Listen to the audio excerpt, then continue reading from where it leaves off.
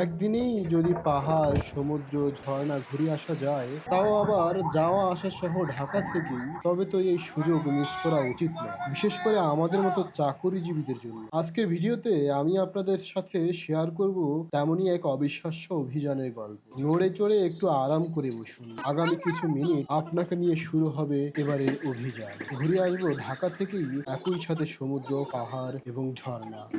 এখন সময় 10:44 বাজে। আমাদেরকে যেতে হবে সায়দাবাদ বাস স্ট্যান্ড। যদিও একটু দেরি করে রওনা দিয়ে ফেলেছি। আমাকে থাকতে বলা হয়েছিল 11টায় সায়দাবাদ বাস স্ট্যান্ড, অথচ আমি এখনও পৌঁছাতে পারিনি।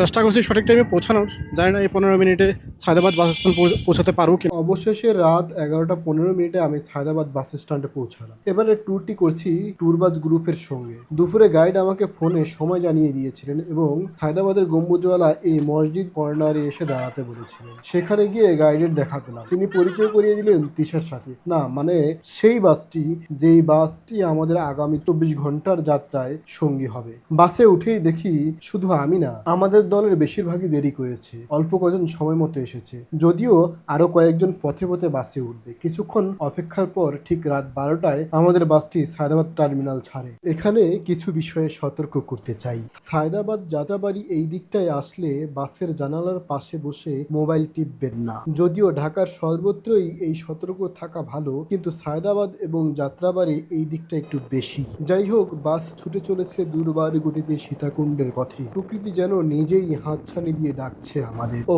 বলাই হয়নি, আমরা যাচ্ছি সীতাকুণ্ডে, প্রকৃতির এক বিস্ময়কর মিলনস্থলে। সীতাকুণ্ড যেন এক জাদুকরী উপত্যকা, যেখানে সমুদ্রের নীল তরঙ্গ সাদা হয়ে মিশেছে সবুজ সমতল। সমতল থেকে ধাপে ধাপে উঠে গেছে পাহাড়, আর সেই পাহাড়ের বুকে লুকিয়ে আছে ঝর্ণার কলকল ধ্বনি। এই সীতাকুণ্ড শুধু একটি গন্তব্য নয়, এটি যেন এক অনুভব, যেখানে বিধাতা নিজ হাতে এঁকে রেখেছে জল, পাথর আর সবুজের কাব্যচিত্র। তাই তো ভ্রমণ পিপাসুরা বারবার ছুটে আসে নিঃস্বর্গে, নিজেকে হারিয়ে দিতে পাহাড়, সমুদ্র আর ঝর্ণার অপার মায়ায়।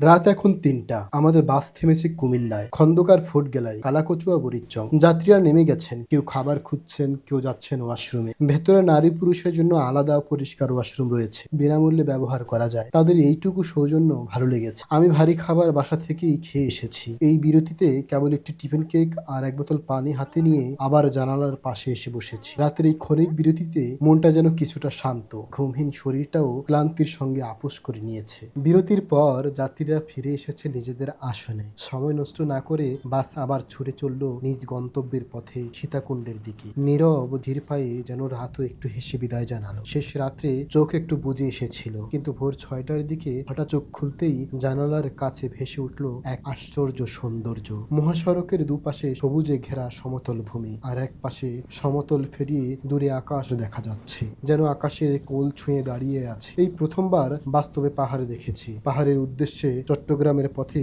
এটিই আমার প্রথম যাত্রা, আর সেই পথ যেন আমার শৈশবের স্বপ্নগুলোর হাত ধরে আমাকে টেনে এনেছে এই পাহাড়ি পৃথিবীর দোরগোড়ায়। ছোটবেলা থেকে আমি পাহাড় কেবল গল্পে পড়েছি, সিনেমায় দেখেছি, কত শত কল্পনায় পাড়ি দিয়েছি অচেনা উপত্যকা, ঝর্ণাধারা। জীবনের প্রথম ভালোবাসা যেন পাহাড়ি ছিল, দেখার আগেই যাকে ভালোবেসেছিলাম। আজ আমি এসেছি সেই স্বপ্ন ছুতে, জয় করতে চলেছি চন্দ্রনাথ পাহাড়ের চূড়া। দূরের পাহাড়ের গায়ে তখনও লেগে আছে হালকা কুয়াশা, সূর্যের রশ্মি ছুঁয়ে যাচ্ছে তাকে নীরবে। কিন্তু ক্যামেরা যেন ব্যর্থ, কুয়াশায় পাহাড়ি ধরা দিচ্ছে না ক্যামেরায়। পাহাড়ের বাস্তবের এই সৌন্দর্য ধরা দেয় না কোনো লেন্সে, শুধু অনুভবেই গেঁথে থাকে। যদি কাব্যিক সুরে বলতে হয়, তবে কিছুটা এভাবে বলতে হয়: পাহাড়কে শুধু ছোঁয়াই নয়, পাহাড়কে অনুভবও করা যায়। তোমার ভেতরে যদি থাকে পাহাড়ের মতো স্থির আর উদার এক হৃদয়। ঘড়ির কাঁটা 7 ছুঁই ছুঁই। আমরা এসে পৌঁছালাম আজকের যাত্রার প্রথম গন্তব্যে, বাঁশবাড়িয়া সি বিচ। বাস থেকে নেমে জনপ্রতি 20 টাকা ভাড়া করে আমরা উঠে পড়লাম সিএনজিতে। গন্তব্য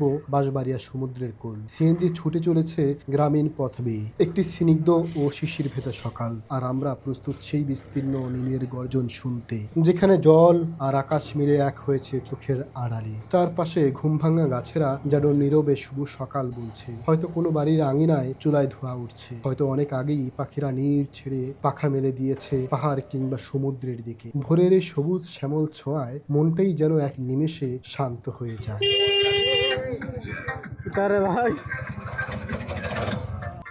সিএনজি থেকে নামতেই চোখে পড়ে এক সাইনবোর্ড, সীতাকুণ্ড সন্দ্বীপ ফেরিঘাট। মাত্র 5 মিনিটের পথ, আর সেই পথ শেষ হতেই প্রথমবার কানে এসে বাজলো সমুদ্রের গর্জন। একটি ডাক, যেন অনন্তের, অচেনার, অথচ গভীরভাবে আপন।